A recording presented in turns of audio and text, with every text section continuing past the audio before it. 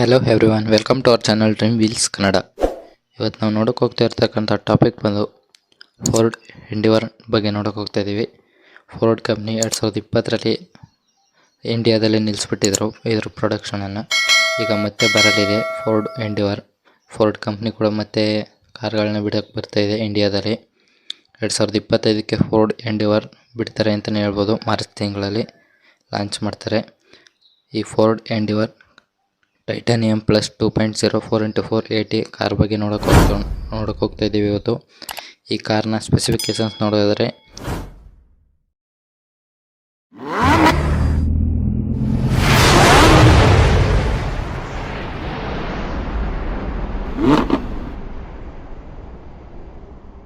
ಇದರ engine performance ಬಂದು 1996 cc ಹೊಂದಿರುತ್ತೆ. 4 ಸಿಲಿಂಡರ್ ಇನ್ಲೈನ್ ಸಿಲಿಂಡರ್ ಹೊಂದಿರುತ್ತೆ.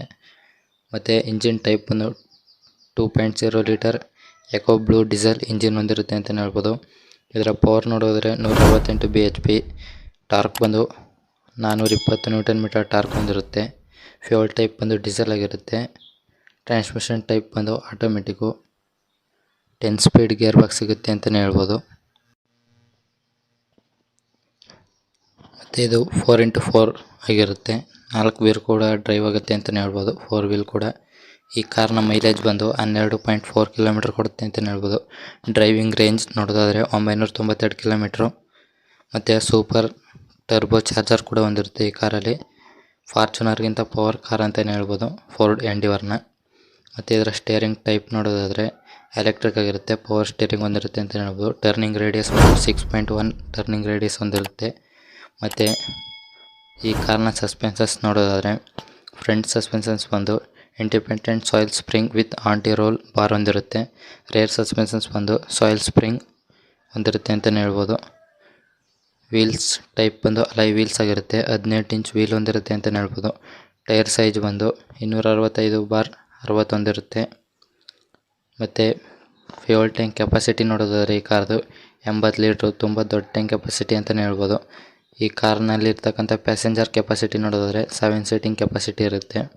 7 ಸೀಟ್ ಕೂತ್ಕೋಬೋದು. ಒಂದು ಬೆಸ್ಟ್ 7 ಸೀಟರ್ ಕಾರ್ ಅಂತಲೇ ಹೇಳ್ಬೋದು ಈ ಕಾರ್ನ. ಮತ್ತು ಈ ಕಾರಲ್ಲಿ 5 ಡೋರ್ಸ್ ಇರುತ್ತೆ. ಸೀಟಿಂಗ್ ರೋ ಬಂದು 3 ಇರುತ್ತೆ ಅಂತಲೇ ಹೇಳ್ಬೋದು. ಈ ಕಾರ್ ಸೇಫ್ಟಿ ಬಗ್ಗೆ ನೋಡೋದಾದರೆ NECAP ಇಂದನೇ 5 ಸ್ಟಾರ್ ರೇಟಿಂಗ್ ಕೊಟ್ಟಿದ್ದಾರೆ. ಫುಲ್ ಸೇಫ್ಟಿ ಕಾರ್ ಅಂತಲೇ ಹೇಳ್ಬೋದು ಈ ಕಾರ್ನ. ಏರ್ ಬ್ಯಾಗ್ಸ್ ಬಂದು 7 ಏರ್ ಬ್ಯಾಗ್ಸ್ ಇರುತ್ತೆ. ಮತ್ತು ಸೀಟ್ ಬೆಲ್ಟ್ ವಾರ್ನಿಂಗ್ ಕೊಡುತ್ತೆ. ಚೈಲ್ಡ್ ಸೇಫ್ಟಿ ಲಾಕ್ ಇರುತ್ತೆ. ಈ ಕಾರಲ್ಲಿ ಸ್ಪೀಡ್ ಅಲರ್ಟ್ ಆಗುತ್ತೆ. ಸ್ಪೀಡ್ ಹೋಗ್ಬೇಕಾದ್ರೆ ಆಟೋ ಡೋರ್ ಲಾಕ್ ಆಗುತ್ತೆ ಅಂತಲೇ ಹೇಳ್ಬೋದು. ಸೆಂಟ್ರಲ್ ಲಾಕಿಂಗ್ ಬಂದಿರುತ್ತೆ, ಅದು ರಿಮೋಟಲ್ಲೇ ಇರುತ್ತೆ. ಇಂಟಿಗ್ರೇಟೆಡ್ ಮ್ಯೂಸಿಕ್ ಸಿಸ್ಟಮ್ ಕೂಡ ಇರುತ್ತೆ ಈ ಕಾರಲ್ಲಿ. GPS ನ್ಯಾವಿಗೇಷನ್ ಕೂಡ ಇದೆ ಈ ಕಾರಲ್ಲಿ, ಅದೊಂದು ಒಳ್ಳೆಯ ವಿಷಯ. ಈ ಕಾರಲ್ಲಿ ಸ್ಪೀಕರ್ಸು ಟೋಟಲು 6ಕ್ಕಿಂತ ಜಾಸ್ತಿ ಇರುತ್ತೆ.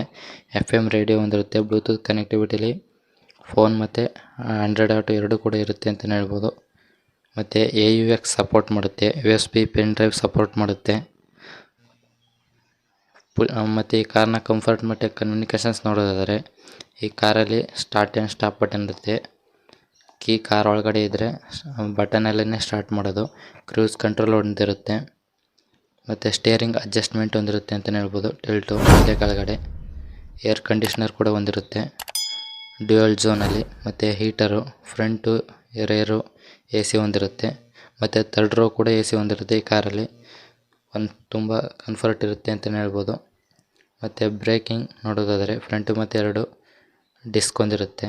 ABS anti lock braking system ಹೊಂದಿರುತ್ತೆ. ಮತ್ತು ಎಲೆಕ್ಟ್ರಿಕ್ ಬ್ರೇಕ್ ಫೋರ್ಸ್ ಡಿಸ್ಟ್ರಿಬ್ಯೂಷನ್ ಮಾಡುತ್ತೆ.